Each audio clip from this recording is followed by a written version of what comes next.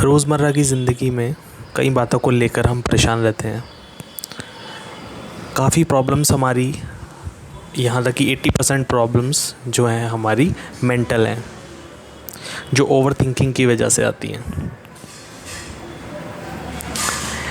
आपको अगर कोई फ़िज़िकल प्रॉब्लम है तो ऑब्वियसली आप डॉक्टर के पास जाएंगे। बस मेंटल प्रॉब्लम के लिए काफ़ी लोग साइकियाट्रिस्ट के पास जाने से बचते हैं, लेकिन कुछ चीज़ें हैं जिनको अगर आप रियलाइज़ कर सको तो आपकी मोस्टली मेंटल प्रॉब्लम्स दूर हो जाएंगी।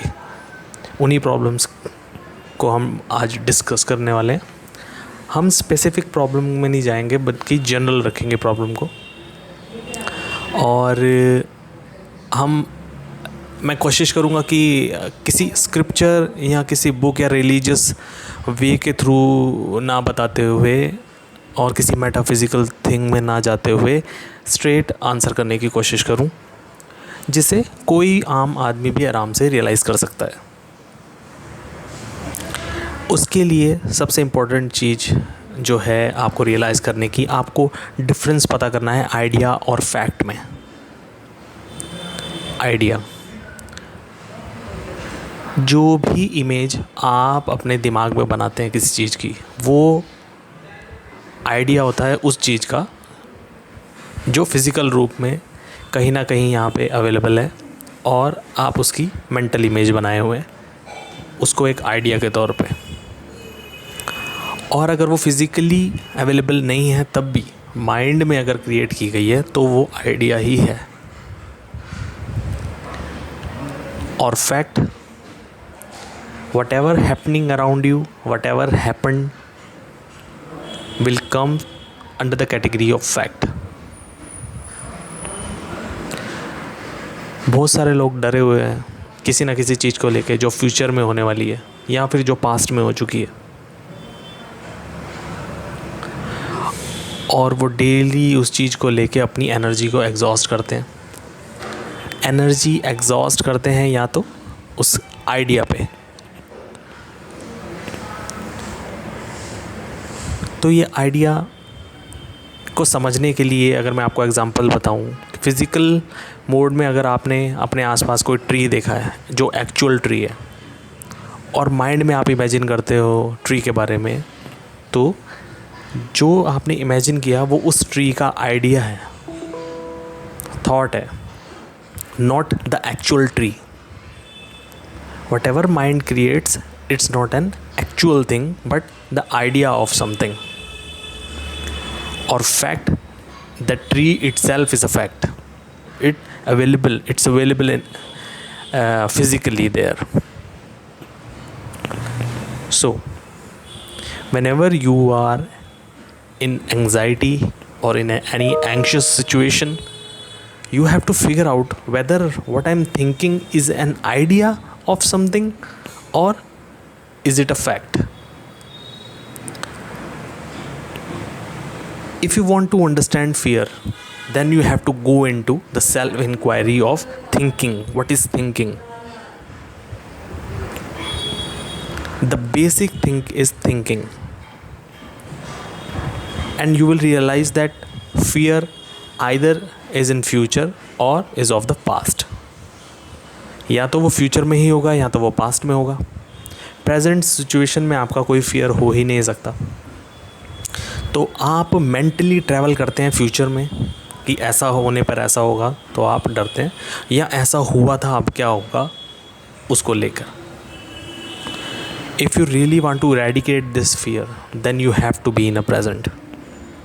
अब मैं किसी मेटाफिज़िकल चीज़ की बात नहीं कर रहा हूँ कि आपको प्रेजेंट में रहना पड़ेगा। प्रेजेंट में रहने के लिए आपको ये देखना पड़ेगा कि ये जो मैं सोच रहा हूँ ये आइडिया है या फैक्ट है।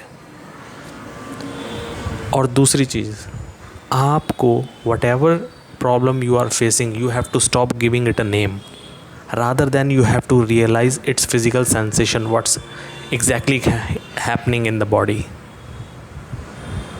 So whenever something happen to you, either you are in a fear, anxiety or in any problem, you have to keep looking your thought and realize whether it's a fact or an idea.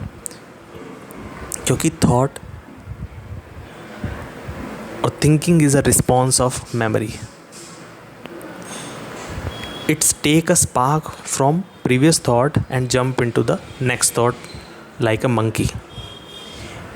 If you are not attentive and not seeing that how the thought is moving from one thought to another thought, then it will keep on going and you identify yourself with that anxiety और आप फिर परेशान रहेंगे.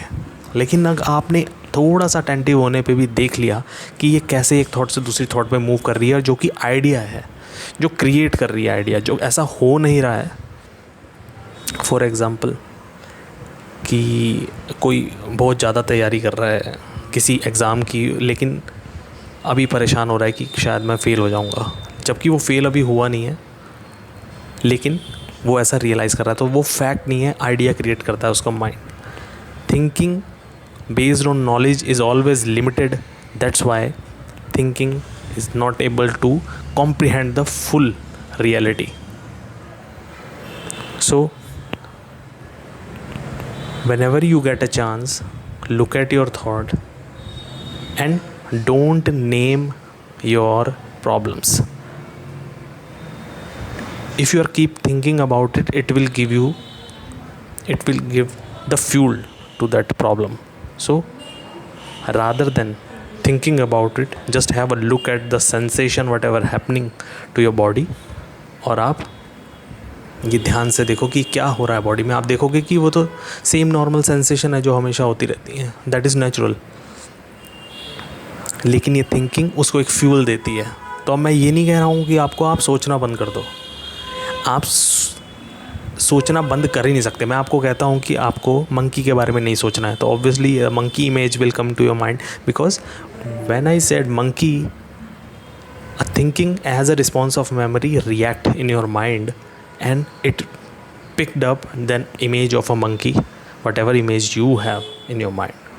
So पूरे दिन जब आप अपने थॉट को देखते रहेंगे, आप देखेंगे कि जब ये रिएक्ट करती है, ये किसी चीज़ के प्रति रिएक्ट करके आपको चीज़ इसने दिखाई, जैसे ही आप इसकी पूरी मूवमेंट को देखते हैं तो ये स्लो डाउन होनी स्टार्ट हो जाती है. या कोई भी प्रॉब्लम होगी तो आप देखोगे कि फिज़िकल सेंसेशन है और वो भी स्लो डाउन हो रही है धीरे धीरे. So the lesson of today, you have to be careful about what is idea, what is fact. You have to stick to the fact and you have to very suspicious about the idea. Thank you.